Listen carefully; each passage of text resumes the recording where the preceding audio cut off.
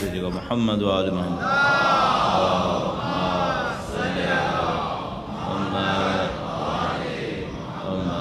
عجل فرجهم فاتحة بسم الله الرحمن الرحيم مالك يوم الدين إياك نعبد وإياك نستعين اهدنا الصراط المستقيم صراط الذين أنعمت عليهم غير المغضوب عليهم ولا الضالين.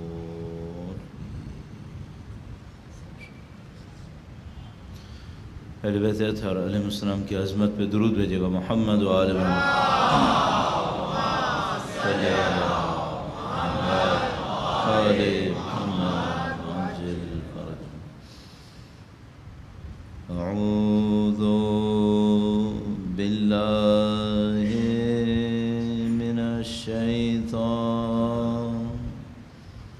من الشیطان الرجیم. بسم اللہ الرحمن الرحیم. الحمد للہ رب العالمین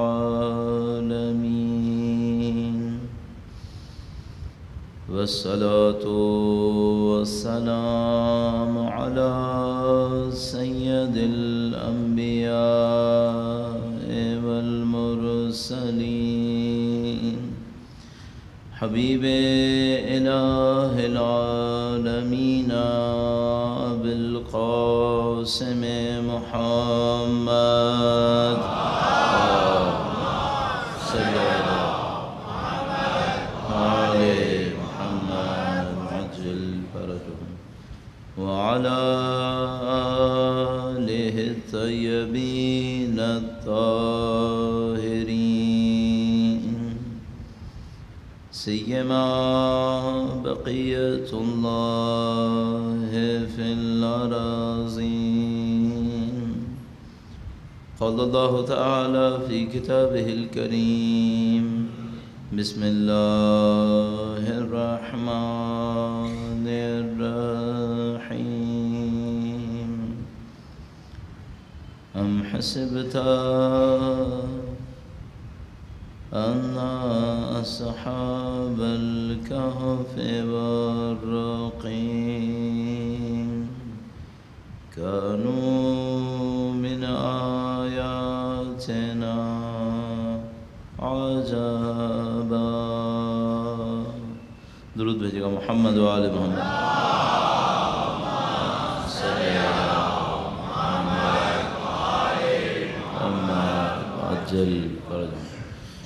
پروردگار عالم کا انتہائی احسان ہے، انتہائی شکر ہے، اس نے ہمیں دین پر سوچنے سمجھنے کا یہ موقع نصیب فرمایا ہے، دین کے بارے میں غور و فکر کرنے کی سعادت دی ہے، سید الشہداء کے نام پر جمع ہونے کی توفیق نصیب فرمائی، اس فرش اعضاء پر بیٹھنا نصیب کیا. اللہ کی دی ہوئی ان تمام نعمتوں کا شکر بجا لانے کے لیے اور اس دعا کے ساتھ کہ انشاءاللہ مرتے دموں تک خدا ہمیں اہل بیت کے بہترین چاہنے والوں میں قرار فرمائے، ہماری اولادوں کو ان کے بہترین جانثاروں میں قرار فرمائے، ہماری قبور کو ان کی زیارتوں سے منور فرمائے، میدان حشر میں آخرت کے تمام مراحل میں ان کی ہمراہی، ان کی شفاعت نصیب فرمائے. وقت کے امام کے حضور ادائے احترام کے لیے، دعاؤں کی قبولیت کے لیے درود بھیجیں محمد و آل محمد صلی اللہ علیہ محمد عجل فرجهم. پروردگار عالم نے اس کائنات کو تبدیلی، تغیر کے اوپر خلق فرمایا. بظاہر جو چیزیں ساکت نظر آتی ہیں ان میں بھی کوئی نہ کوئی حرکت ضرور ہوتی ہے، چاہے وہ جامدی کیوں نہ ہو. اور جو جمادات کے علاوہ ہیں، مثلا پودے جن کو ہم نباتات کہتے ہیں، حیوانات، انسان، کوئی ایسا نہیں ہے جس کے اندر حرکت نہ ہوتی ہو، سب کے اندر کوئی نہ کوئی تبدیلی ہے، تغیر ہے. مجموعی طور پر پورا نظام بہتری کی طرف جا رہا ہے. دنیا کی تمام تر خرابیوں کو دیکھیں، اس کے اندر ہونے والے ظلم کو دیکھیں تو عین ممکن ہے کہ انسان سوچے کہاں بہتری کی طرف جا رہا ہے. برائیاں بڑھ رہی ہیں، فسق و فجور بڑھ رہا ہے، فحشا بڑھ رہا ہے. لیکن اگر کوئی انسان یہ سوچے کہ ان سب کے پیچھے بالآخر انصار امام بھی تشکیل پا رہے ہیں، بالآخر امام کی تشریف آوری سے وقت اور نزدیک بھی ہوتا جا رہا ہے، تو کوئی بہتری تو ہو رہی ہوگی، تبھی تو امام کی تشریف آوری سے ہم نزدیک آ رہے ہیں۔ اور یہی جو بہتری کا عنصر ہے یہ امید دلاتا ہے کہ تمام تر برائیوں کے پیچھے، تمام تر مشکلات کے پیچھے، سختیوں کے پیچھے بالآخر خدا نے ایک امید رکھی ہے، اور جس طرح پہلے تھا آج بھی ہے۔ امید کا محور اولاد امیر المومنین ہے، اولاد نبی خدا ہے۔ ان اہل بیت اطہار علیہ السلام کے وارث کے حضور ان کی تشریف آوری کی تعجیل کی دعا کے لیے درود بھیجیں۔ محمد و آل محمد، اللہم صلی علی محمد آل محمد وعجل فرجهم۔ اگر ان اشیاء میں تحرک ہے اور یہ اشیاء بھی ساکت جامد نہیں ہیں تو ہم انسانوں میں تحرک ہوگا یا نہیں ہوگا؟ قطعاً ہوگا۔ ممکن نہیں ہے ہم لوگ متحرک نہ ہوں، ہم لوگوں میں کوئی تبدیلی نہ ہوتی ہو۔ اور یہ جو تبدیلی ہوتی ہے یہ اتنی عجیب ہے، اتنی تیز ہے اور اکثر نامعلوم ہے۔ آپ اور میں اپنی بہت ساری تبدیلیوں کو پکڑ بھی نہیں پاتے، سمجھ بھی نہیں پاتے یہ ہوا کیوں ہے۔ بعض اوقات ایسا ہوتا ہے کہ کوئی انسان انتہائی متقی پرہیزگار ہوتا ہے، کچھ وقت گزارتا ہے، دیکھتا ہے کہاں گیا وہ تقویٰ، کہاں گئی پرہیزگاری، کہاں وہ عبادتوں کا مزہ، کہاں رکے سکے۔ اور کبھی ایسا ہوتا ہے کہ ایک انسان کو آپ دیکھیں گے نعوذ باللہ تعالیٰ فسق و فجور کے اندر ہے، ایک معمولی سا کوئی واقعہ پیش آیا جو میرے اوپر 10 دفعہ آئے تو مجھے کچھ نہیں ہوگا، شاید اس پر بھی کسی اور موقع پہ آتا تو کچھ نہ ہوتا، لیکن نہیں معلوم کیوں اس موقع پر تبدیل ہو گیا، اور تبدیل ہونے کے بعد کچھ اور ہو گیا۔ تو کوئی نہ کوئی حرکت ہے، کوئی نہ کوئی تغیر ہے۔ ہم لوگ بھی ایسے ہی ہیں، مزاجوں کے اندر بھی ہوتا رہتا ہے۔ آپ کبھی اس بات پہ غور کیجئے گا کہ کسی دن آپ کا مزاج اچھا ہوگا، کسی دن آپ کا مزاج برا ہوگا، اور آپ اس کو شاید سمجھ بھی نہیں پائیں گے کہ آج مزاج اچھا کیوں ہے، آج برا کیوں ہے۔ بہت تفصیلات ہیں، دنیا والوں نے دنیا کی خاطر ان موضوعات پہ بہت محنت کی ہے، اور تعجب ہے کہ ہم لوگوں نے خدا کی خاطر ان پہ محنت نہیں کی ہے۔ ہمیں خوش اخلاقی تو چاہیے نا، اللہ نے ہمیں حکم دیا کہ بندوں کے ساتھ اچھی طرح پیش آئیں، تو ہم کیوں اس بات کے اوپر غور نہیں کرتے کہ کبھی کبھی ہمارے اندر کوالٹی وہ نہیں ہوتی، کیوں نہیں ہوتی، کس وجہ سے ہم لوگ تبدیل ہو جاتے ہیں۔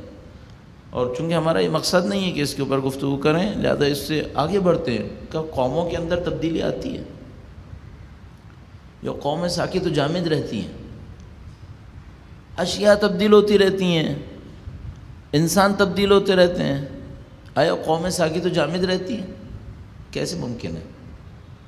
بالآخر قوموں کا جو تشکیلی عنصر ہے وہ انسان ہے نا، اور انسان تبدیل ہوتا ہے، تو اس کا مطلب ہے قوموں کے اندر بھی تبدیلی آتی ہوگی۔ اچھا، یہ جو انسان کے اندر تبدیلی ہے اس کو سمجھنا بھی آسان نہیں ہے۔ اس کی وجہ یہ ہے کہ میں ابھی محاورتاً سینکڑوں کہنا چاہتا تھا، پھر میں نے کہا نہیں، ہزاروں قوم کم سے کم، اور اس نتیجے پہنچتا ہوں کہ نہیں، لاکھوں عوامل ہیں جس کو تبدیل کرتے ہیں ایک ایک آدمی کو، لاکھوں چیزیں جو اس کے اوپر اثر انداز ہو سکتی ہیں جس کو تبدیل کریں۔ تو قوموں کے ساتھ کیا ہوتا ہوگا کچھ نہیں کہہ سکتے کہ قومیں کس طرح سے تبدیل ہوتی ہیں، لیکن اتنا ہمیں معلوم ہے کہ کوئی نہ کوئی اصول یقیناً ہوتا ہوگا۔ اگر خدا ایک قوم کو کسی موقع پر کامیابی دیتا ہے، دوسری قوم کو وہ کامیابی نصیب نہیں ہوتی، یا اسی قوم کو کچھ عرصے پہلے وہ کامیابی نصیب نہیں ہو رہی تھی، تو کوئی تو راز ہوگا۔ اب مثال کے طور پر جو اس وقت ہمارے پاس کامیاب قوموں کی ایک مثال ہے ہماری آئیڈیالوجی کے تحت، ہمارے نظریے کے تحت، اور الحمدللہ دنیا والے بھی اس کا اعتراف کرتے ہیں، وہ ایک مثال ایران کی قوم ہے۔ ہم نہ ایرانی کے حامی ہیں نہ عراقی کے حامی ہیں، ہم اسلام کے حامی ہیں۔ جس کے اندر اسلام نظر آئے گا وہ ہمیں عزیز ہے۔ اگر 30 سال پہلے لبنانیوں میں اسلام نظر نہیں آ رہا تھا تو ہم کوئی لبنانیوں کا تذکرہ نہیں کر رہے تھے، پھر بعد میں لبنانی اٹھے، انہوں نے اپنی اسلامی تربیت کے نتیجے میں، اسلامی تعلیمات کے نتیجے میں، اپنی ذات سے، اپنے کردار سے کچھ چیزیں ثابت کیں، ہم انہیں پسند کرنے لگے۔ اس طرح ایرانیوں کا معاملہ ہے، تو ہم لوگ کیا ایک حساس ایشو بن گیا ہے۔ کچھ دوست بے دلیل ان کے دوست ہیں، اور کچھ دشمن بے دلیل ان کے دشمن ہیں۔ نہ بغیر دلیل کے دوستی کرنا صحیح ہے، نہ بغیر دلیل کے دشمنی کرنا صحیح ہے۔ جو اس وقت ہم نے مثال دی وہ اس خاطر دی، اس قوم کے اندر آنے والی تبدیلیوں کو دیکھیں آپ، جو گزشتہ 100 سال کے اندر وہاں پہ تبدیلیاں رونما ہوئی ہیں ان کو دیکھیے، تو آپ دیکھیں گے کہ کچھ نہ کچھ اصول تو ہوں گے، کچھ نہ کچھ ضوابط ہوں گے جن کی وجہ سے قوموں کے اندر تبدیلیاں آتی ہیں۔ تو ابھی اس وقت جو عالم ہے بحمدللہ رب العالمین، سائنس اور ٹیکنالوجی کے اعتبار سے، جس کو ہم مادی موضوعات تعبیر کرتے ہیں، قطع نظر اسلامی موضوعات کے، انہوں کی ترقی حاصل ہو رہی ہے۔ کیوں ترقی حاصل ہو رہی ہے؟ اور بہت سارے ممالک جن کے بارے میں ہم سوچتے تھے کہ یہ ترقی یافتہ ممالک ہیں، ان کے اندر تنزل آ رہا ہے سائنس کے موضوعات کے اندر، ان ریسرچ کے اندر، کہ جس کو وہ چیمپئن سمجھے جاتے تھے۔ تو کوئی نہ کوئی چیز تو ہوگی۔ ہم اس کو کیوں بحث میں لانا چاہتے ہیں؟ اپنے لیے، ہمیں اپنے لیے کچھ محنت کرنی ہے، ہمیں اپنے آپ کو کہیں پہنچانا ہے، اور انہی اصولوں کو سمجھنے کی خاطر ہم نے بنی اسرائیل کی تاریخ کو مورد بحث قرار دیا۔ کل آپ کی خدمت میں تفصیل سے عرض ہوا کہ اس قوم کی تاریخ کو کیوں انتخاب کیا گیا، قرآن کریم کی تاکید کی وجہ سے، قرآن کریم کے اس قوم کی تاریخ کے بیان کرنے پر اصرار کی وجہ سے، اور اللہ کے رسول کی اس روایت کی وجہ سے جس میں اللہ کے رسول نے ارشاد فرمایا کہ تمہارا اور بنی اسرائیل کا انجام اور تمہارے اور بنی اسرائیل کے واقعات ایک جیسے ہیں۔ میں مقدر کے لفظ کو انجام کی طرف ترجمہ کرنے کی کوشش کر رہا تھا کہ دونوں کے ساتھ جو پیش آیا ہے جو ان کے ساتھ پیش آیا ہے تمہارے ساتھ بھی پیش آئے گا، ہاں اس حد تک انجام، لیکن ممکن ہے کہ ریزلٹس، نتائج اس قوم کے کچھ اور ہوں۔ انشاءاللہ ایسا ہی ہے۔ اس بات کو آگے بڑھانے کے لیے قوموں کی تبدیلی کے اوپر چند عرائض اور پیش کریں گے، اور اس کے بعد بنی اسرائیل سے اس کی گفتگو کا آغاز کریں گے۔ درود بھیجے گا محمد و آل محمد پر۔ صلی علی محمد آل محمد عجل فرجهم۔ ہم کچھ اس طرح سے کرنا چاہ رہے ہیں اگلے 9 دنوں میں بھی اور آج کے دن کو ملا کر، وہ یہ کہ جس موضوع کو بھی شروع کیا جائے پہلے تھوڑا سا اس پہ دیکھا جائے کہ دنیاوی اعتبار سے اس موضوع پہ رائے کیا بن رہی ہے یا کس قسم کا کام ہوا ہے، پھر بنی اسرائیل سے رجوع کیا جائے، بنی اسرائیل کی تاریخ میں اس کو دیکھا جائے، اور اس کے بعد موجودہ دور کے اندر رہتے ہوئے اس سے کچھ درس حاصل کیے جائے۔ تو ہم 2 اسٹیپس میں دلائل جمع کریں گے، اور تیسرے میں ان دلائل کی روشنی میں تطبیق کر رہے ہوں گے۔ اس کام کی کوشش کریں گے انشاءاللہ۔ میرے لیے خود بھی بہت زیادہ جسے کہتے ہیں 100% کلیئر نہیں ہے کہ میں آخری دنوں تک پہنچتے پہنچتے کن کن قوانین کو ہاتھ لگا سکوں گا اور مورد بحث قرار دے سکوں گا، لیکن دیکھتے ہیں کہ انشاءاللہ اس میں کس حد تک کامیابی نصیب ہوتی ہے انشاءاللہ۔ ایک بار پھر درود بھیجے گا محمد و آل محمد پر۔ صلی علی محمد آل محمد عجل فرجهم۔ کل آپ کی خدمت میں عرض ہوا تھا کہ قوموں کی خواص میں جو تبدیلیاں ہیں یہ کوئی نیا موضوع نہیں ہے، اس کے اوپر کافی لوگوں نے محنت کی ہے، مسلمانوں میں سے بھی، غیر مسلمانوں میں سے بھی، اور جدید دور کے اندر بھی اس کے اوپر کافی گفتگو کی گئی ہے۔ مثلا اپنے ذہن کو نزدیک لانے کی خاطر، کیا پیشوں سے قوموں پر کوئی اثر پڑتا ہے؟ مثلا کسی خاص قوم کا کوئی خاص پیشہ ہو، پروفیشن، کام اس کا، اس سے اس قوم پر کوئی اثر پڑے گا؟ اس قوم کی نفسیات پر، اس قوم کی مہارتوں کے اوپر، اس قوم کے کردار کے اوپر اثر پڑے گا یا نہیں؟ اس کا کوئی اثر نہیں پڑے گا۔ ایک قوم کسی دریا کے برابر میں رہتی ہے، بہتے ہوئے پانی کے ساتھ رہتی ہے، ایک قوم پہاڑوں میں رہتی ہے، ایک قوم صحراؤں میں رہتی ہے۔ آیا تینوں اقوام کی نفسیات کے اوپر ان جغرافیاؤں کا کوئی اثر پڑے گا یا کوئی اثر نہیں پڑے گا؟ تقریباً سب قبول کرتے ہیں کہ اثر تو پڑے گا، یہ نہیں ہو سکتا کہ کوئی اثر نہیں پڑے گا۔ تو مثال کے طور پر اگر ہم کچھ لوگوں کو دیکھیں، کسی قوم کو دیکھیں کہ جس کا کوئی خاص ہنر ہو، مثال کے طور پر کاروبار، اور ایک قوم کو دیکھیں جس کے اندر یہ ہنر نہ ہو، تو دونوں کی نفسیات پر بہت بڑا اثر پڑے گا۔ دنیاوی علوم کے اندر اس کو قبول کیا جاتا ہے کہ اثر تو پڑے گا۔ البتہ کچھ لوگ یہ کہتے ہیں کہ نہ صرف یہ کیا اثر پڑے گا، بلکہ یہی طے کرے گا کہ یہ قوم بنے گی کیا، طے کر دے گا کہ یہ قوم بنے گی کیا۔ ایک فرینچ اسکالر ہوتا تھا مونٹسکیو نام کر کے، اس نے کتاب لکھی تھی اسپرٹ آف لاس، اس کے اندر اس نے اس کو ڈسکس کیا کہ بھئی یہ جو پہاڑوں کے کنارے رہنے والی قومیں ہوتی ہیں، ان کی نفسیات بالکل پہاڑوں کے مطابق ہوتی ہے، اور جو قومیں دریاؤں کے کنارے رہ رہی ہوتی ہیں ان کی نفسیات دریاؤں کے حساب سے ہوتی ہے۔ اس نے اس کے اوپر بہت زیادہ کام کیا، اصرار بھی کیا۔ اچھا، کچھ اس طرح کا بھی کام کیا گیا دنیا کے اندر، یہ کہ بھائی ایک قوم ہے جو چرواہے کا کام کرتی تھی سابقہ میں دیکھتے ہوئے کہ وہ بکریاں چراتے تھے۔ اچھا، ایک قوم ہے جو بکریاں نہیں چراتی تھی بلکہ کھیتی باڑی کرتی تھی، تو دونوں قوم کی نفسیات کے اوپر کیا اثر پڑے گا؟ مثال کے طور پر آپ کہیں گے بھائی نفسیات کس اعتبار سے؟ مثلا شجاعت کے اعتبار سے، آیا قوموں پر پیشوں کی وجہ سے شجاعت میں فرق آتا ہے؟ بہادری میں فرق آتا ہے؟ دشمن کو چیلنج کرنے میں فرق آتا ہے؟ تو میں نے عرض کیا کہ اس پہ اسٹڈیز کی گئیں اور کہا گیا کہ ہاں فرق آتا ہے، فرق آتا ہے۔ وہ کس طریقے سے؟ مثال کے طور پر جو چرواہا ہے، اب میں اس کو اسلامی کانٹیکس میں نہیں کہہ رہا ہوں، آپ ذہن میں رکھیے گا کہ پہلے ہم دنیاوی علوم کے اعتبار سے عرض کر رہے ہیں۔ جو چرواہے ہوتے ہیں اس کے پاس جو پروڈکٹ ہے، جو اس کی زندگی کا سرمایہ ہے، یہ چوری کیے جانے کے قابل ہے۔ اسے کوئی چوری کر کے لے جا سکتا ہے۔ مثلا اگر اس کے پاس 300 بکریاں ہیں تو ایک آدمی آ سکتا ہے کہ وہ رات کو حملہ کرے، 300 بکریاں چوری کر کے لے جائے۔ لیکن جو کھیتی باڑی کرتا ہے تو کیا اس کا کھیت کوئی چوری کر کے لے جا سکتا ہے؟ نہیں۔ ایک رات میں حملہ کرے اور مثال کے طور پر 200 ایکڑ کی فصل کاٹ کے لے جائے اپنے ساتھ، یہ نہیں ہو سکتا۔ اس کا مطلب یہ ہے کہ جو کھیتی باڑی کر رہا ہوگا وہ کسی حد تک اپنے آپ کو محفوظ تصور کر رہا ہوگا، اور جو جانور چرا رہا ہوگا کبھی بھی اپنے آپ کو محفوظ تصور نہیں کر پائے گا۔ تو کس کے اندر شجاعت زیادہ ہوگی؟ آپ کا ذہن کیا کہہ رہا ہے؟ چرواہے کے اندر، ان کے حساب سے کہ چرواہے کے اندر جو بھیڑ بکریاں چرا رہا ہوگا اس کے اندر شجاعت زیادہ ہوگی۔ کیوں شجاعت زیادہ ہوگی؟ اس کی وجہ یہ ہے کہ وہ ہمیشہ اپنے آپ کو خطرے میں دیکھے گا، اور ہمیشہ اس کو ایک اور صفت بھی اس کے اندر آ جائے گی، اس کے اندر ایگریشن بھی ہوگا، ایگریشن بھی ہوگا، ذرا سا اپنی طاقت کا اظہار بھی کرے گا۔ کیوں اظہار کرے گا؟ کیونکہ وہ یہ نہیں سوچے گا کہ پہلے دشمن حملہ کرے پھر میں رد عمل دکھاؤں، وہ کہے گا میں پہلے سے ہی طاقت کا اظہار کروں تاکہ کوئی حملے کی جرأت نہ کرے۔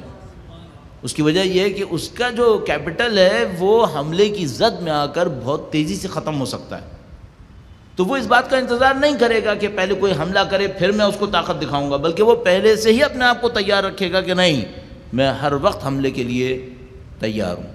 اب ایک اور مسئلہ ہے، جو پہاڑیوں میں رہنے والے ہیں وہ محنت کش ہوں گے یا صحراؤں میں رہنے والے، دریاؤں کے کنارے رہنے والے؟ اس پہ آپ کو سوچنا پڑے گا کہ جو پہاڑیوں میں رہنے والے ہیں وہ زیادہ زحمت کش ہوں گے یا صحراؤں میں رہنے والے؟ تو اس طرح کی بہت ساری گفتگو، بہت سارے موضوعات ہیں جو مختلف سائنسز کے اندر، مختلف علوم کے اندر گفتگو میں لائے جاتے ہیں۔ مثلا سوشالوجی میں بھی آ سکتے ہیں، سائیکالوجی میں بھی آ سکتے ہیں، ان کے اوپر بات کی جا سکتی ہے کہ قوموں کے اوپر مختلف پیشوں کا کیا اثر ہوگا۔ اب مثال کے طور پر ایک بہت خوبصورت مقائسہ ہے پیشوں کے اندر بھی، پیشوں کے اندر بھی، اور وہ بہت عجیب ہے۔ وہ یہ کہ اگر کوئی گندم اگاتا ہے اور کوئی قوم گندم اگاتی ہے اور کوئی قوم چاول اگاتی ہے، تو کون سی زیادہ محنت کش ہے؟ ہاں، یہ اس کو پتا ہوگا جس نے کبھی گندم یا چاول اگایا ہوگا۔ نہ میں نے اگایا ہے نہ آپ نے اگایا ہے، اب میں سے اکثر نے، آپ میں سے کچھ لوگوں نے اگایا ہے۔ چاول بہت محنت کش کام ہے، یہ محنت بہت زیادہ لے رہا ہوتا ہے، اس میں بہت سختی آتی ہے۔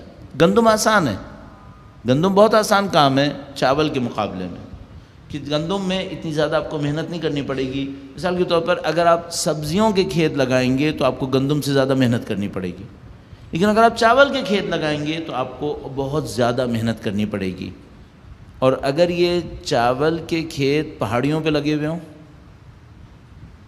تو آپ کی محنت غیر معمولی زیادہ ہوگی، بہت زیادہ محنت کرنی پڑے گی، آپ کو بہت زیادہ پلاننگ کرنی پڑے گی۔ کیوں بہت زیادہ محنت اور بہت زیادہ پلاننگ؟ اس کی وجہ یہ کہ اگر آپ پہاڑی کے اوپر چاول لگائے بیٹھے ہیں تو آپ کو پانی بھی دینا ہے، اور اگر آپ نے پانی ذرا سے بھی زیادہ دیا تو وہ فلڈ آئے گا اور سارا کھیت بہا کے لے جائے گا۔ تو پانی بھی دینا ہے اور پانی کو بہت اچھا مانیٹر بھی کرنا ہے، اور آپ نے کھیت کی دیواروں کو اتنا مضبوط رکھنا ہے کہ پانی کا بہاؤ آپ کے کھیت کو خراب بھی نہ کرے۔ آپ کو بہت زیادہ محنت کرنی پڑے گی۔ اچھا، اگر کوئی قوم یہ کام 400-500 سال کر لے تو محنت کش کہلائے گی یا نہیں کہلائے گی؟ اور اگر کوئی 4000 سال کر لے چائنیز کی طرح، ساؤتھ ایسٹ ایشین کنٹریز کی طرح، تو محنت کش ہوں گے یا نہیں ہوں گے؟ بہت زیادہ ہوں گے۔ اب آپ کو رات سمجھ میں آ رہا ہے؟ اور فوراً مقایسے میں دیکھیے گا پاکستان کے اندر، جہاں چاول کی فصل ہے وہ محنت کر رہے ہیں، اور جو پہاڑوں کے اوپر فصلیں اگا رہے ہیں وہ محنت کر رہے ہیں، اور باقیوں کا تذکرہ میں نہیں کرنا چاہ رہا۔ یہ مشکل ہے، قوموں کے ساتھ ایسا ہوتا ہے۔ آپ کو بہت زیادہ باریکی سے دیکھنا پڑے گا۔ آپ نے اتنا دیکھ لیا، اب تھوڑا سا اس کو نزدیک لاتے ہیں، ایسا نہ ہو کہ آپ یہ کہیں گے بالکل ہی لبرل سیکولر ڈسکشن ہو گیا، تھوڑا سا نزدیک لاتے ہیں اسلامی روایت سے، تاکہ آپ کا ذہن اس طرف بھی آتا رہے اور ہم بالکل ہی اس وادی میں نہ چلے جائیں۔ کیا ہمارے پاس اسلامک ریسورسز میں ایسی اس قسم کی کسی تقسیم پر اشارات موجود ہیں؟ کیا اس میں کوئی رہنمائی ہمارے لیے ہے؟ تو بہت نفیس جو ہمارے پاس رہنمائی موجود ہے وہ خط ہے جو مولا امیر المومنین نے مالک اشتر کے نام لکھا۔ درود بھیجے گا محمد و آل محمد و آل محمد۔ مولا نے اس میں معاشرے کو مختلف حصوں میں تقسیم کیا، اور مالک اشتر کو یہ بتایا کہ تمہیں کس حصے کے ساتھ کس طرح پیش آنا ہوگا، اور امام نے یہ بھی بتایا کہ جس حصے کا میں تذکرہ کر رہا ہوں اس کی مصلحت کس چیز میں ہوگی، یہ ڈریں گے یا نہیں ڈریں گے، یہ تمہارے نزدیک آنے کی کوشش کریں گے یا نہیں کریں گے۔ مثال کے طور پر میں آپ سے پوچھنے کی کوشش کروں گا، وہ یہ کہ نوکر پیشہ آدمی زیادہ تعلقات بنانا چاہے گا یا کاروباری آدمی؟ کاروباری آدمی قطعاً وہ تعلقات بہت زیادہ بنانا چاہے گا۔ کیوں؟ اس کی بہت ساری کامیابیاں اس کے تعلقات کے اوپر منحصر ہوں گی، تو وہ بہت تعلقات چاہے گا۔ مثال کے طور پر حکام کے ساتھ نزدیک جانے کی کوشش کون زیادہ کرے گا؟ کاروباری آدمی بہت کوشش کرے گا۔ اس کی وجہ یہ کہ اس کو بار بار حکام کی مدد کی ضرورت پڑتی ہے۔ امن پسندی کو کون زیادہ ترجیح دے گا؟ کاروباری آدمی، چونکہ اگر امن ہوا تو کاروبار ہوگا، اور اگر دو شہروں کے درمیان امن نہیں ہوا تو اس کی جو تجارت ہے وہ دو شہروں کے درمیان نہیں ہو پائے گی۔ لہذا کاروباری آدمی جنگ اور فتنے کو کبھی بھی پسند نہیں کرے گا۔ یہ مولا کے اس خط کے اندر موجود ہے۔ اس کا مطلب یہ ہے کہ پیشوں کا بہرحال اثر ہے۔ آپ یہاں تک تشریف لے آئے تو اب آپ سوچئے گا ہماری قوم میں کون سے پیشے زیادہ رائج ہیں، اور ان کا ہماری قوم کی نفسیات پہ کیا اثر پڑ رہا ہوگا، اور اگر ہمیں لمبی مدت میں اس اسپیل کو توڑنا ہے تو ہمیں کیا کرنا ہوگا۔ اب ایک اور مشکل بھی ہے، اگر کوئی قوم لمبی مدت تک کوئی کام مسلسل کرتی رہے تو اس کی نفسیات اس کام کے موافق تشکیل پا جاتی ہے، تو دوسرے کام کو ہاتھ لگائے گا پھر کوئی نہیں، وہ ڈرے گا۔ اور اس وجہ سے گویا ایک دائرہ بن جائے گا کہ چونکہ پچھلوں نے یہ کام کیا ہے اگلے بھی یہی کریں گے، اور چونکہ اگلوں نے یہ کر لیا تو ان کے اگلے بھی موسٹ پروبیبلی یہی کریں گے۔ اور اگر ان میں سے کسی نے دوسرے کام کو کرنے کی کوشش کی تو چونکہ اس کی مینٹیلٹی اس کے لیے تیار نہیں ہوگی، وہ وہاں جا کے شکست کھائے گا، اور جب شکست کھائے گا تو یہاں فیصلہ اور قطعی ہو جائے گا کہ ہمیں یہاں سے باہر نہیں نکلنا چاہیے۔ اس طرح قومیں منحصر ہوتی چلی جائیں گی اور ان کاموں میں پھنستی چلی جائیں گی۔ یہ میں نے کیوں آپ کی خدمت میں عرض کیا۔ اب بنی اسرائیل پر توجہ دیتے ہیں۔ درود بھیجے گا محمد و آل محمد پر۔ صلی علی محمد و آل محمد وعجل فرجہم۔ کل شاید میں نے آپ کی خدمت میں عرض کیا تھا، آج دوبارہ عرض کروں گا، کچھ نہ کچھ پڑھتے رہیے، کچھ نہ کچھ پڑھتے رہیے، پڑھنے میں بہت فائدہ رہے گا۔ کاش ایسا ہو کہ ہماری قوم کو ہر روز کم سے کم ایک صفحہ پڑھنے کی عادت ہو جائے۔ پڑھنے سے ہم بہت کچھ حاصل کریں گے۔ کچھ بھی پڑھیے۔ اگر مجھے یاد ہے جب ہم طالب علمی کے بالکل ابتدائی دور میں ہوتے تھے اور ہمارے اساتذہ کہتے تھے کہ پڑھو، تو ہم کہتے تھے سلیبس کا کتنا پڑھیں، تو کہتے تھے نہیں، سلیبس کی بات نہیں ہو رہی، سلیبس کے باہر۔ تو پوچھتے تھے سلیبس کے باہر کیا پڑھیں، تو وہ کہتے تھے کہ عادت ڈالنے کے لیے کچھ بھی پڑھو، کچھ بھی پڑھو، تو کچھ بھی پڑھیے، لیکن پڑھنے کی عادت ہونی چاہیے، اس سے ہمیں بہت کچھ نصیب ہونا ہے۔ یہ بھی کچھ قوموں کی گھٹی میں پڑ گیا ہے کہ ان کو پڑھنا ہے، اور وہ کیوں پڑھا ہوگا؟ شاید ٹائم مینجمنٹ کی وجہ سے۔ ہم اس کے اوپر کبھی اور باب عرض پیش کریں گے۔ قوم بنی اسرائیل کی تاریخ کیا ہے؟ بنی اسرائیل تقریباً لگ بھگ 3700 سال پہلے، تقریباً 1700 سال قبل از مسیح، مصر سے اٹھ کر، کنعان سے اٹھ کر مصر آئے۔ جب حضرت یعقوب کے بچے، لڑکے، بیٹے حضرت یوسف کی طرف مصر آئے، تو یہ تقریباً آج سے 3700 سال پہلے کی بات ہوگی۔ البتہ میں نے آپ کی خدمت میں کل بھی عرض کیا تھا، تاریخی اس طرح کی تاریخ میں شاید کوئی سال معین کرنا تقریباً ناممکن ہے۔ دسیوں اقوال موجود ہیں جن کو گفتگو میں لانا بالکل فضول ہوگا، جہاں پر لگ بھگ ذہن کو نزدیک لانے کی خاطر تقریباً اس دور میں، تقریباً آج سے 3200 سال پہلے، 1250 قبل از مسیح میں تقریباً حضرت موسیٰ علیہ السلام کی تشریف آوری ہوئی ہے۔ اچھا، یہ جو حضرت یوسف علیہ السلام کے بھائی مصر میں آئے اور جہاں سے بنی اسرائیل بننا شروع ہوئی ہے، چونکہ اسرائیل حضرت یعقوب کا لقب تھا، اس وقت سے لے کر اب یہ کتنے طاقت میں رہے کہ بعد میں فرعون ان سے ڈرنے لگے، پھر فرعونوں نے ان کو دبانے کی کوشش کی، ان کے مقام کو گرانے کی کوشش کی، اتنا پسے کہ حضرت موسیٰ علیہ السلام آئے۔ یہ سارا واقعہ 450 سال کا ہے، حضرت یوسف سے لے کر حضرت موسیٰ علیہ السلام تک۔ اور اس دوران میں کیا ہوا ہے؟ اس دوران میں یہ ہوا ہے کہ بنی اسرائیل جب مصر آئے تو حضرت یوسف علیہ السلام کی وجہ سے ان کو بہت احترام ملا، بہت زیادہ احترام ملا ہوگا۔ ظاہر ہے کہ حضرت یوسف بہت محترم انسان تھے، مصر کے اندر قحط میں کام آئے تھے، دسیوں چیزیں ان کی ثابت ہوئی تھیں، تو ان کے بھائیوں کو بھی وہ احترام ملا ہوگا، یقینی طور پر ملا ہوگا۔ لیکن ذرا سا رک کر سوچئے گا، کسی قوم کو زیادہ حمایت ملے یہ اس کی ترقی میں فائدہ دیتی ہے کیا؟ نہیں، بظاہر نہیں۔ کسی قوم کو حمایتیں زیادہ مل جائیں، جس کو ہم لوگ پریویلیجڈ کلاس کہتے ہیں، معمولاً پریویلیج ہونا یہ کوئی پریویلیج نہیں ہے، یہ ڈس ایڈوانٹیج ہے۔ یعنی امیر خاندانوں کے اندر بسنا رہنا یہ کوئی پریویلیج نہیں ہے۔ یہ اس جملے پہ ضرور غور فرمائیے گا کہ پریویلیجڈ ہونا کوئی پریویلیج نہیں ہے، یہ ڈس ایڈوانٹیج ہے۔ ایک قوم کو کوئی پروٹیکٹ کرنے لگے نا، بہت زیادہ پروٹیکٹ کرنے لگے، تو یہ بالکل ایسے ہی جیسے بعض والدین اپنے بچوں کو بالکل پیمپرڈ بنا دیتے ہیں، ہر طرف سے بچا بچو کے رکھتے ہیں، تو کیا یہ سختیاں جھیلنے کے قابل بن جاتے ہیں؟ اکثر ایسا نہیں ہوتا۔ بعض اوقات ہو جاتا ہے کہ آپ نے بہت زیادہ پلاننگ کر بہت زیادہ پروٹیکشن میں رکھ کر کسی کو تربیت دی اور آپ کامیاب بھی ہو گئے، لیکن معمولاً ایسا نہیں ہوتا۔ پھر میں ایک اور بات پوچھوں گا، سختی میں ہونا کہیں پریویلیج تو نہیں ہے؟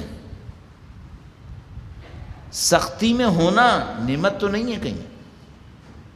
بظاہر ایسا لگ رہا ہے کہ بعض اکثر ایسا ہوتا ہے کہ جو سختیوں میں ہوتے ہیں ان کے اندر معمولاً صلاحیتیں بڑھ جاتی ہیں۔ ان کو یہ پتہ ہوتا ہے کہ ہمیں محنت کیسے کرنی ہوگی۔ جو میں نے آپ کو چاول کی فصل اگانے والوں کا تذکرہ کیا، یہ لوگ معمولاً کہتے ہیں کہ جو 360 دن سال میں فجر سے پہلے جاگے وہ غریب نہیں ہوگا۔ یہ جو قومیں چاول اگانے والی ہیں جن کا میں نے تذکرہ کیا، ان کے یہاں مشہور ہے یہ مقالہ کہ جو 360 دن فجر سے پہلے، جس کو میں فجر کہہ رہا ہوں وہ ڈاؤن کہیں گے، سورج نکلنے سے پہلے، جو 360 دن سورج نکلنے سے پہلے جاگتا رہے، جاگ جائے، وہ کبھی غریب نہیں ہوگا۔ کوئی تصور کرے گا یہاں پہ 360 دن، 65 تو ٹوٹل ہوتے ہیں، تو چھٹیاں کب کر رہا ہے یہ؟ سال میں 5، اور ہم سال میں کتنی چھٹیوں کے عادی ہیں؟ کم سے کم 100 کے۔ باقی یہ ہے کہ پولیٹیکل پارٹیز ہماری حمایت میں اسٹرائک کروا دیتی ہیں تو اور تھوڑی سی ہمیں رخصت مل جاتی ہے، لیکن 100 چھٹیوں کی تو ہمیں عادت ہے ہی۔ اور اگر کوئی اسکولز کی بات کرے تو وہاں پر 165 دن ورکنگ ڈیز ہیں، 165۔ تو یہ قوم ترقی کرے گی؟ جو قوم اس وقت ترقی کر رہی ہے اس کے نزدیک یہ ہے کہ 360 دن کام کرو تو غریب نہیں ہوگے. صحیح ہے؟ ہمیں سوچنا پڑے گا یہ کس طریقے سے ہے. درود بھیجے گا محمد و آل محمد پر. اللہم صلی علی محمد و آل محمد وعجل فرج. اچھا، اگر کوئی قوم مورد حمایت رہے جس کو پریویلیج کہتے ہیں، اس کی بہت زیادہ حمایت کی جائے، تو کیا یہ بہت زیادہ حمایت ہونا نعمت ہے؟ ہم نے کہا نہیں ہے، ایسا معمولاً نہیں ہوتا ہے. اچھا، اگر کوئی سختیوں میں رہے، زیادہ سختیوں میں رہے، البتہ اگر چیلنج لینے کی طاقت بھی ہو تو اس کا فائدہ ہوتا ہے. ہم نے عرض کیا کہ ہاں، اس کا کافی فائدہ ہوتا ہے. کچھ قوموں نے یہ ثابت کیا ہے کہ وہ سختیوں میں رہ کر خوب بنے ہیں اور ان کی صلاحیتیں خوب بھری ہیں. اور یہ بھی میں آپ کی خدمت میں عرض کرتا چلوں جو بہت زیادہ آپ کے لیے بھی ویزیبل ہوگا، وہ یہ کہ اگر کسی آدمی کی بینائی نہیں ہوگی تو اس کی سماعت بہت تیز ہوگی. اور اگر کسی کے اندر سماعت نہیں ہوئی تو اس کی بینائی بہت تیز ہوگی. معمولاً ایسا ہوگا. اس کی لمس بہت تیز ہوگی. لامسا، سینس، فیل کرنا، یہ بہت تیز ہوگا. اس میں بہت ساری چیزیں ہیں کہ جو انوالو ہو رہی ہوں گی. قوموں کے ساتھ بھی ایسا ہی ہے. ایک قوم بہت زیادہ حمایت میں رہے، یہ اچھی بات نہیں ہے. ایک قوم بہت زیادہ سختیوں میں رہے اور ہمت نہ ہو، یہ تو بہت بری بات ہو گئی. ایک قوم بہت زیادہ سختیوں میں رہے اور ہمت جوان رہے، یہ بہت اچھی بات ہے. اب میں آپ کی خدمت میں عرض کروں گا بنی اسرائیل کے بارے میں کیا کہتے ہیں. بنی اسرائیل حضرت یوسف علیہ السلام کی وجہ سے بہت زیادہ مورد احترام قرار پائے، تو یہ بنی اسرائیل کے لیے اچھا رہا ہوگا؟ نہیں. دوسری ایک اور مشکل بھی ہے، کیا جن بنی اسرائیل کا حضرت یوسف کی وجہ سے احترام ہو رہا تھا وہ ان فضیلتوں کے قابل تھے؟ اس کو دیکھنا پڑے گا. میں بھی آپ کی خدمت میں عرض کروں گا. درود بھیجے گا محمد و آل محمد.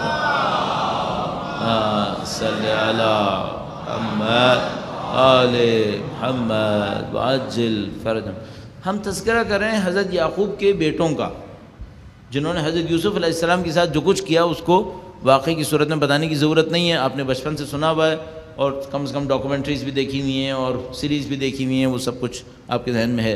ان میں کیا خرابیاں ہیں، ان کی خرابیوں کو تھوڑا سا سمجھنے کی کوشش کرتے ہیں.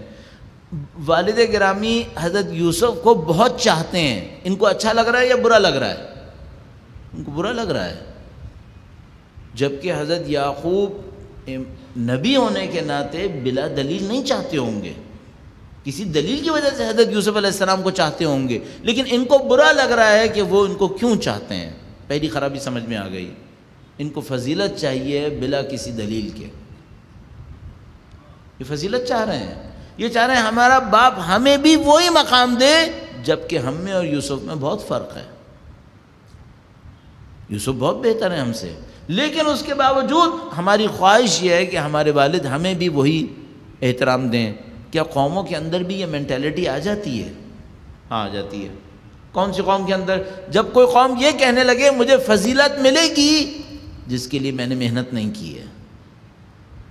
یہ بہت بری چیز ہے، قوم کے لیے کوئی اچھی چیز نہیں ہے کہ کوئی قوم ایسی فضیلتیں اپنے لیے مانگنے لگے اور اس سے بڑھ کر یہ کہ بنا کے بیٹھ بھی جائے.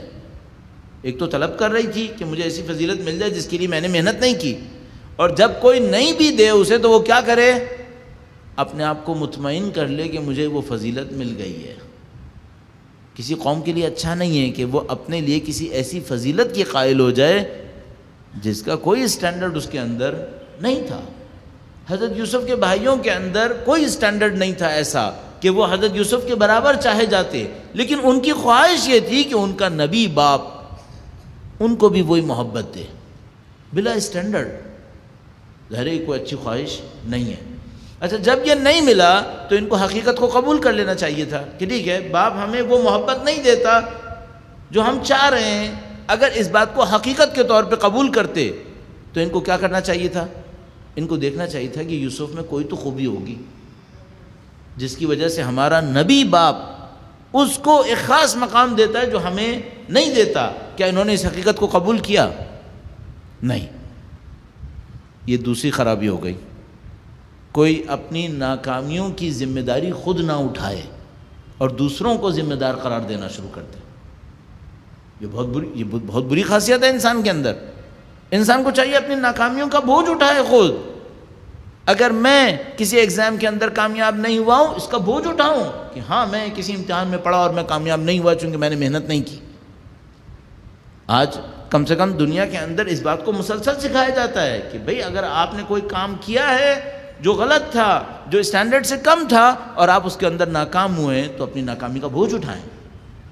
یہ کیا کہ آپ ناکامی کا بوجھ نہیں اٹھانا چاہ رہے اور چاہ رہے ہیں کہ ناکامیوں کی سزا بھی کسی اور کے کندھے پہ ڈال دی جائے، الزام کسی اور کے کندھے پہ ڈال دیا جائے. حضرت یوسف کے بھائیوں نے یہی کیا. بجائے یہ کہ تسلیم کرتے کہ ہاں بھائی ٹھیک ہے، یوسف کے اندر کوئی اسٹینڈرڈ ہے جس کی وجہ سے ہمارے والد اس کا زیادہ احترام کرتے ہیں، اس حقیقت کو تسلیم نہیں کیا، اپنی کمی اور کوتاہی کو تسلیم نہیں کیا اور الزام کس پہ ڈال دیا کہ نعوذ باللہ ہمارا باپ ظلم کر رہا ہے، جبکہ وہ نبی تھے. الزام ڈالا کہ یہ ہمارے باپ نے صحیح نہیں کیا ہمارے ساتھ، ہم نے ہمارا حق نہیں دیا. یہ دوسری بڑی غلطی.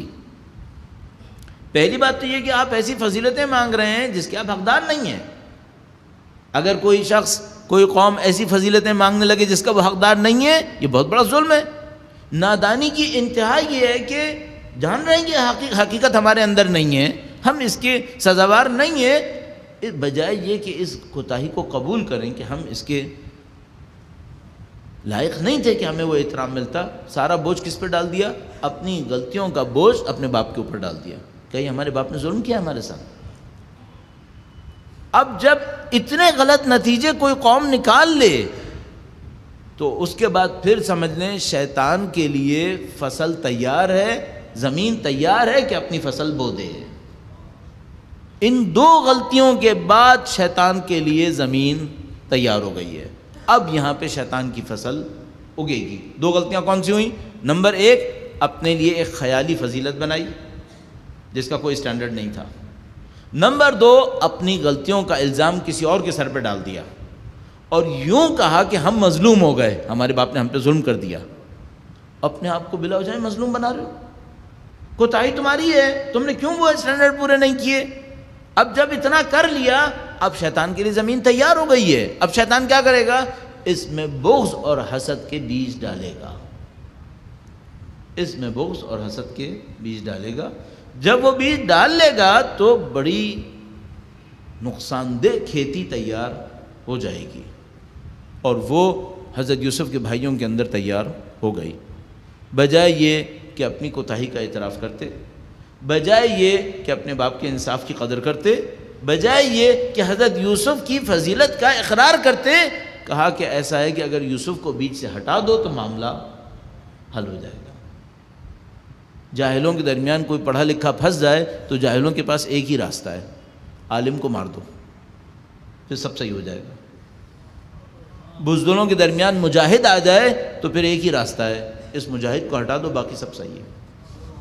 امنی امان، سکون ہی سکون. یہی انہوں نے بھی کیا.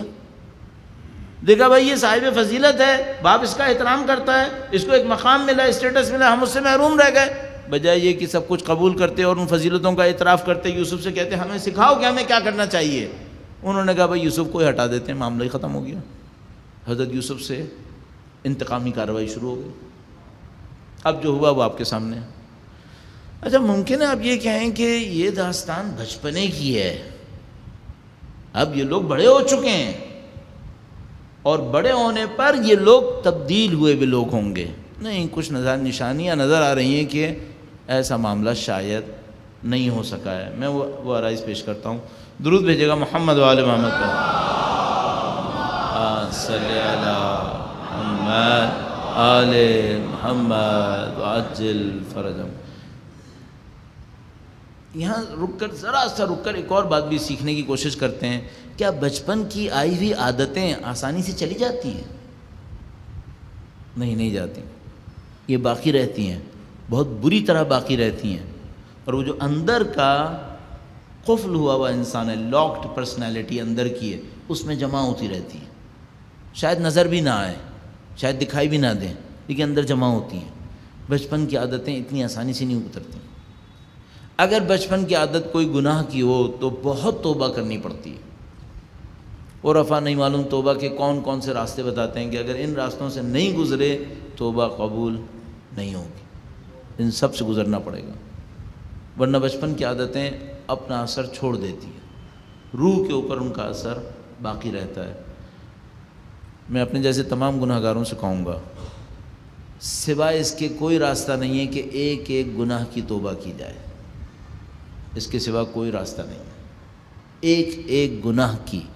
میری عمر 50 سال کے قریب ہے، 15 سال میں میرے اوپر اللہ کی شریعت نافذ تھی، 15 سال سے لے کر 16، 17، 20، 30، 40، 50، جتنے سال بھی گزرے ہیں، جتنے دن بھی گزرے ہیں، اور میں نے کہیں پہ عرض کیا تھا اگر میں صرف یہی سوچ لوں کہ میں نے ہر دن 10 گناہ کیے ہوں گے، اور میں اپنے آپ کو کافی تخفیف دے رہا ہوں، ڈسکاؤنٹ دے رہا ہوں کہ میں نے 10 ہی کیے ہوں گے، تو ایک سال میں یہ 3500 سے اوپر بن رہا ہے، اور 10 سال میں 35,000، اور 30 سال میں 1,00,000 سے اوپر۔ کتنی استغفار کروں؟ اگر ہر ایک کے اوپر 10 استغفار بھی کروں، 1,000,000 استغفار مجھے کرنی چاہیے، اور یہ جو 10 استغفار کروں گا یہ اگر میں نے صرف لفظ کے کیے اور روح کے نہیں کیے، اور میں نے گناہ عمل سے کیا تھا اور استغفار زبان سے کر رہا ہوں، کتنی محنت کروں کہ میرے وہ سارے گناہ صاف ہو سکیں، اور میں نے دن بھر میں صرف 10 سوچے ہیں، زبان کے ہی شاید 10 ہو جاتے ہوں۔ آنکھوں کے گناہ کیا ہوں گے، کانوں کے گناہ، اور جو میں برے خیالات سوچ رہا تھا ان کا کیا ہوگا، یہ تو روزانہ کے سینکڑوں بن جائیں گے پھر، اور 35-40 سال کے کئی ملین گناہ بن رہے ہیں۔ یہ تو آپ سمجھ رہے ہیں استغفار کیوں مشکل کام ہے؟ یہ کہنے میں کتنی دیر لگتی ہے استغفر اللہ، لیکن اگر میں ان سارے گناہوں کو سوچوں، اور میں نے آپ کی خدمت میں عرض کیا اس کے سوا کوئی راستہ نہیں ہے کہ ایک ایک گناہ پہ استغفار ہو، تو یہ جو بچپنے کی غلط عادتیں ان کے اثرات جاتے ہیں آسانی سے؟ نہیں جاتے، بہت محنت کرنی پڑتی ہے، بہت زیادہ محنت کریں گے تب جائیں گے۔ اچھا کیا یقینی ہے کہ نہیں جائیں گے؟ نہیں، چلے جائیں گے، اللہ کے نظام رحمت کیسے ہی کہے گا کہ توبہ قبول نہ کرے؟ نہیں، توبہ قبول کر لیتا ہے، لیکن محنت کرواتا ہے، محنت کرواتا ہے۔ ان بھائیوں نے حضرت یوسف علیہ السلام کے اوپر ایک ظلم کیا تھا، کیا یہ کبھی اپنے ظلم پہ نادم ہوئے ہیں؟ حتیٰ جب ظلم کر لیا اور اس ظلم کے لیے پلاننگ کر رہے تھے تو یہ کہا کہ یوسف کو کنویں میں ڈال دینا اور اس کے بعد صالح بندے بن جانا۔ واہ، کیا خام خیالی ہے، کسی کو قتل کر دینا اور بعد میں اچھے بن جانا، اور جو قتل ہوا اس کا کیا ہوگا؟ اپنی خام خیالی میں یہ کہہ رہے ہیں ہم ایک قتل کریں گے اور قتل کرنے کے بعد تکونوا من بعدہ صالحین، اس کے بعد صالح بندے بن جائیں گے۔ تو ایسے تھوڑی ہو سکتا ہے کہ میں سارے گناہ کروں اس کے بعد اس کو مٹی ڈالوں اور اس کے بعد کہوں آج سے میں اچھا انسان ہو گیا ہوں۔ پہلے اس مٹی کو تو نکالو، اس کا کیا ہوگا؟ اس کا کوئی حساب نہیں کیا ان لوگوں نے۔ اچھا یہ بڑے ہوتے چلے گئے، انہوں نے بابا سے جھوٹ بولا یا نہیں بولا؟ ہاں، بدم کذب، جھوٹا خون لے کر آئے تھے، جھوٹی کہانی گڑھی تھی، سب کا سب جھوٹ تھا، کوئی بھیڑیا نہیں آیا تھا، کچھ نہیں ہوا تھا، قمیض بھی جھوٹی تھی، خون بھی جھوٹا تھا۔ انہوں نے اپنے والد سے بہت بڑے بڑے جھوٹ بولے۔ کیا جھوٹ بولنے کی ان کی عادت ختم ہو گئی تھی؟ نہیں، کہاں تک جھوٹ بولتے رہے؟ جب تک حضرت یوسف علیہ السلام کے سامنے آئے تب بھی جھوٹ بولا ہے۔ جب حضرت یوسف علیہ السلام نے پیالے کا واقعہ کیا تاکہ اپنے بھائی کو روک سکیں تو انہوں نے، قرآن کریم کہتا ہے، یہ کہا کہ اگر اس نے چوری کی ہے نا تو اس کے بھائی نے بھی پہلے چوری کی تھی، یوسف نے۔ یہ بھی جھوٹ تھا۔ کب تک جھوٹ بول رہے ہیں؟ بچپنے کا جھوٹا بڑے ہو کر بھی جھوٹ بول رہا ہے، اس کا مطلب ہے کہانی ختم نہیں ہوئی ہے۔ اس طرح ہمیں سوچنا پڑے گا۔ قومیں صحیح ہو جاتی ہیں اتنی آسانی سے؟ نہیں۔ اس ٹائپ کی ایک قوم مورد حمایت بھی ہے، مورد احترام بھی ہے۔ میرا اپنے خیال ہے کہ بہت مدت نہیں لگی ہوگی کہ ان کے احترام کا جو معاشرے کے اندر ان کو حضرت یوسف علیہ السلام کی وجہ سے ملا تھا، ان کے احترام کا معیار فوراً گرنا شروع ہو گیا ہوگا، چونکہ یہ کردار میں اس عظمت پہ نہیں تھے جس پہ ان کو ہونا چاہیے تھا، اور یہ احترام لے رہے تھے حضرت یوسف کے برابر، تو اس کے لیے ان کو کچھ نہ کچھ پریشانی آئی ہوگی، اور وہ جو پریشانی آئی ہوگی وہ یہ کیا ہوگی کہ ان کا احترام پھر معاشرے کے اندر ختم ہو گیا ہوگا۔ اس کا مطلب آپ بہت سادہ سا ایک نسخہ دیکھیے گا، اگر کسی چیز کا احترام معاشرے میں ہو رہا ہے اور کچھ عرصے کے بعد احترام نہیں ہو رہا ہے تو کوئی دو طرفہ کھیل ہو گیا ہے، کچھ صاحب احترام نے بھی غلطیاں کی ہیں، ورنہ احترام ختم نہیں ہونا چاہیے تھا۔ طاقت ختم ہو سکتی ہے، احترام ختم نہیں ہوتا، کچھ نہ کچھ ہوا ہے۔ آپ کو اور ہمیں بہت سوچنا پڑے گا۔ میں بہت اندر سے خوف زدہ ہوں کہ آیا اتنا زیادہ تحلیل کی گنجائش مجلس میں ہوتی ہے، لیکن میں اعتماد اس بات پہ کر رہا ہوں کہ اگر ہم نہیں کریں گے تو کہاں کریں گے۔ ہمیں اپنے ذہنوں کو اس تحلیل کے لیے تیار کر لینا چاہیے۔ ہم چیلنجز سے گزر رہے ہیں، اور اگر یہ تجزیاتی اور تحلیلی ذہن ہمارے اندر نہیں ہوئے تو ہم ان سازشوں کا اور ان چیلنجز کا مقابلہ نہیں کر سکیں گے۔ اور میں اس سے قطع نظر ایک اور بات بھی کہوں گا، اپنی تربیت کے لیے بھی ہمیں اپنا تجزیہ چاہیے۔ صرف بڑا ہو جانا تو گناہوں کو دھوتا نہیں ہے۔ آیا عمر بیتنے سے گناہ ختم ہو جاتے ہیں؟ کب ہوا ہے؟ کب خدا نے یہ کہا ہے؟ ہمیں اپنے اوپر محنت کرنی ہوگی، اور اگر ہمیں واقعاً ایک اچھی قوم چاہیے تو ہمیں ایک بات کا اچھی طرح سے اندازہ ہے، گناہ گاروں کا اجتماع اچھی قوم نہیں بنائے گا، پاکیزہ افراد کا اجتماع اچھی قوم بنائے گا۔ ہمیں اس پہ محنت کرنی پڑے گی۔ جہاں ہم دوسری چیزوں پہ محنت کریں، اس پر محنت کریں کہ ہمیں پاکیزگی حاصل کرنی ہے۔ اور بحمدللہ رب العالمین، بلا کسی مبالغہ کے عرض کر رہا ہوں، بلا کسی مبالغہ آرائی کے، یہ کہ آپ اور میں فرش عزا پہ بیٹھے نا، اس کا مطلب ہے امکان بہت زیادہ ہے کہ ہمیں ہدایت ملنی ہے اور ہدایت ملنی ہے۔ اس کی وجہ یہ ہے کہ جو طے شدہ اللہ کے رسول کا قول ہے، ان الحسین مصباح الہدا و سفینۃ النجات، سید الشہداء کو مصباح الہدا فرمایا ہے، ہدایت کا چراغ اور نجات کی کشتی۔ یہ کہ اللہ تعالیٰ نے ہماری تمام تر کوتاہیوں کے باوجود ہمیں سید الشہداء کے نام سے وابستہ کیا۔ پوری دنیا میں اگر شیعہ کی تعریف کی جاتی ہے تو یہ کہا جاتا ہے یہ وہ قوم ہے جو حسین کا غم مناتی ہے۔ الحمدللہ یہ تعارف بہت اچھا تعارف ہے، ہم سید الشہداء سے ملحق کیے جا رہے ہیں۔ یہ کہ ہم سید الشہداء سے ملحق کیے جا رہے ہیں دنیا کے اندر، اس کا مطلب یہ ہے کہ سید الشہداء ہم سے کچھ کام لینا چاہیں گے، ہم سے کچھ کام لینا چاہیں گے۔ الحمدللہ رب العالمین، آپ کے اور ہمارے دلوں کے اندر جو سید الشہداء کی محبت ہے، یہ بہت بڑا سرمایہ ہے، بہت بڑا سرمایہ ہے، اور وہ محبتیں پرخلوص محبتیں ہیں۔ ہمیں اپنی کوتاہیوں کا اندازہ ہے، ہمیں اپنی غلطیوں کا اندازہ ہے، لیکن ہم سب کو اچھی طرح پتہ ہے کہ ہم سید الشہداء کے نام پر مصنوعی محبت نہیں کر رہے، ہم سچی محبت کر رہے ہیں۔ اور یہ جو سید الشہداء کے نام پہ سچی محبت ہے، اس کی ایک دلیل وہ آنسو ہیں جو ہماری آنکھوں سے نکلتے ہیں۔ یہ جبری نہیں ہے، کسی نے ہمیں آنسو بہانے پہ جبر نہیں کیا ہے، یہ مصنوعی نہیں ہے، کسی کو دکھانے کے لیے ہم آنسو نہیں بہا رہے ہیں، یہ سچی محبت کا ایک تقاضا ہے۔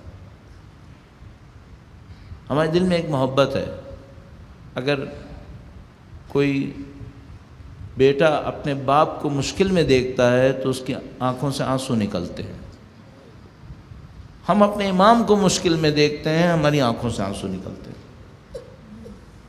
اور جب میں نے آپ کی خدمت میں یہ جملہ عرض کیا کہ جب کوئی بیٹا اپنے باپ کو مشکل میں دیکھتا ہے تو اس کی آنکھوں سے آنسو نکلتے ہیں، تو مجھے نہیں معلوم اکبر کتنا روئے ہوں گے، واقعہ ہمیں نہیں معلوم۔ ہم لوگ جب حضرت علی اکبر کے واقعے کو پڑھتے ہیں تو ہم سید الشہداء کی طرف سے اکبر کو دیکھ رہے ہوتے ہیں، لیکن بہت کم کوئی ہوگا جو اکبر کی طرف سے امام حسین کو دیکھ رہا ہو۔ تھوڑا سا کوشش کیجئے گا، حضرت علی اکبر کے دل میں جھانکنے کی کوشش کریں، اس جوان پر کیا گزر رہی ہے، اس جوان پہ کیا گزر رہی ہے، یہ کون سا جوان ہے؟ اس جوان کو یہ پرواہ نہیں ہے کہ میں مرنے والا ہوں، یہ وہ جوان ہے۔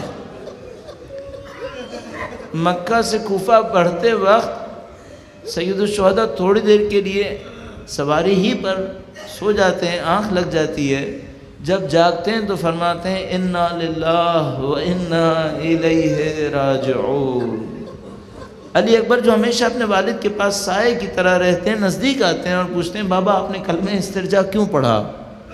فرمایا میں نے خواب میں دیکھا کہ کوئی کہہ رہا ہے یہ قافلہ جا رہا ہے اور موت پیچھے پیچھے آ رہی ہے۔ جیسے ہی اکبر نے اپنے والد کی زبان سے یہ سنا، فوراً اپنے باپ کے سامنے اپنی مضبوطی کا اظہار کیا اور کہا بابا کیا ہم حق پہ نہیں ہیں؟ موت کا سن کر ایک دفعہ بھی نہیں کہا کہ بابا موت آنے والی ہے، بالکل نہیں، اپنے والد کے سامنے اپنی طاقت کا اظہار کیا، کہا بابا کیا ہم حق پہ نہیں ہیں؟ فرمایا ہم یقیناً حق پر ہیں۔ فرمایا پھر مجھے پرواہ نہیں موت کیسے آتی ہے۔ اکبر کے اس جملے کے اوپر حضرت علی اکبر کے اس جملے پہ غور فرمائیے گا، ان کو پتہ ہے اگر سید الشہداء موت کا تذکرہ کر رہے ہیں تو موت اپنے لیے نہیں ڈر رہے ہیں، اکبر کے لیے موت پہ ڈر رہے ہیں کہ میرے بیٹے پہ بھی موت آنے والی ہے۔ ادھر اکبر نے سید الشہداء کو یہ نہیں کہا کہ آپ مر جائیں گے تو شہید ہوں گے، نہیں کہا بابا آپ پرواہ نہ کریں میرے لیے، مجھے مرنے سے کوئی خوف نہیں ہے، میں بہادر ہوں، مجھے مرنے سے کوئی خوف نہیں ہے، اذن لا ابالی، مجھے کیا پرواہ کہ موت کیسے آتی ہے۔ اور انہوں نے میدان جنگ کے اندر ایسا ہی دکھایا۔ ایسا بس ایک دو روایتیں حضرت علی اکبر کے اس پرسپیکٹیو کو، چونکہ ہم لوگ بہت کم اس کو دیکھ پاتے ہیں، میں صرف ایک بات سوچتا ہوں، جب حضرت علی اکبر جا رہے تھے تو ہم لوگ معمولاً مصائب میں پڑھتے ہیں کہ بوڑھا باپ بیٹے کو مرنے کے لیے بھیج رہا تھا، لیکن ذرا اس طرح سے دیکھیے گا، بیٹا جا رہا ہے اور اس کو پتہ ہے میرے باپ کے اوپر اب یہ سب دشمن حملہ کرنے والے ہیں۔ اس جوان کے دل پہ کیا گزر رہی ہوگی کہ میں تو چلا جاؤں گا لیکن میرا باپ دشمنوں کے سامنے رہ گیا ہے، اب مجھ میں ہمت نہیں ہے میں کہوں علی اکبر کو پتہ ہے کہ میں تو جا رہا ہوں، میری پھپھی رہ جائے گی جنہوں نے مجھے ابھی الوداع کہا۔ علی اکبر کا معاملہ، علی اکبر زمین کے اوپر گرے، ہمیں نہیں معلوم بابا کو بلایا یا نہیں بلایا، شاید نہیں بلایا ہوگا کہ اگر میں بلاؤں گا تو میرا بوڑھا باپ آئے گا کیسے، بوڑھا باپ آئے گا کیسے، اس کو تو دکھائی بھی نہیں دے رہا ہوگا، اس کی تو کمر میں بھی ہمت نہیں ہوگی، لیکن شاید نہیں بلایا ہوگا، کہا ہوگا بابا آپ کو میرا سلام، اب یہاں نزدیک بتائیے گا، میرے تو ٹکڑے ٹکڑے ہو جائیں گے، آپ کیسے آئیں گے۔ اب آخری لمحہ دیکھو، جب سید الشہداء وہاں پہ تشریف لائے ہوں گے نا اور لاشا اٹھانے کا وقت آیا ہوگا تو اکبر جنتوں سے کہہ رہے ہوں گے خدایا مجھے لاش اٹھانے دے، میرا بوڑھا باپ ہے۔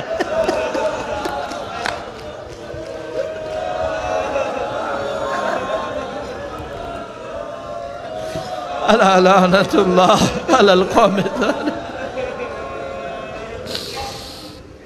الا لعنت اللہ علی القوم الظالمین، وسیعلم الذین ظلموا ای منقلب ینقلبون۔ پروردگارہ جنہوں نے علی اکبر پہ ظلم کیا انہیں بدترین عذاب میں مبتلا فرما، جنہوں نے سید الشہداء کے مقدس دل کو اس موقع پر دکھایا انہیں بدترین عذاب میں مبتلا فرما، جو اس عمل پر جان بوجھ کر راضی ہوئے اور آج تک راضی ہو رہے ہیں خدایا انہیں نیست و نابود فرما، اے پاک پروردگار سید الشہداء کے چاہنے والے دنیا میں جہاں کہیں بھی ہیں، بالاخص جو ان کے روضے کی طرف بڑھ رہے ہیں، ان کے عشق میں اس راستے پہ گامزن ہے، پاک پروردگار ان کی جان مال عزت و آبرو کی حفاظت فرما، جو ان کے خلاف سازشیں کر رہے ہیں قابل ہدایت نہ ہو تو واصل جہنم فرما۔ اے پاک پروردگار سید الشہداء کے مصائب کے صدقے میں سید و سردار مولا اور آقا امام آخر الزماں کے ظہور میں تعجیل فرما، ہمیں ہماری اولادوں کو ان کے جانثاروں میں قرار فرما، ہماری زندگیوں کا اختتام دین کی راہ میں شہادت قرار فرما۔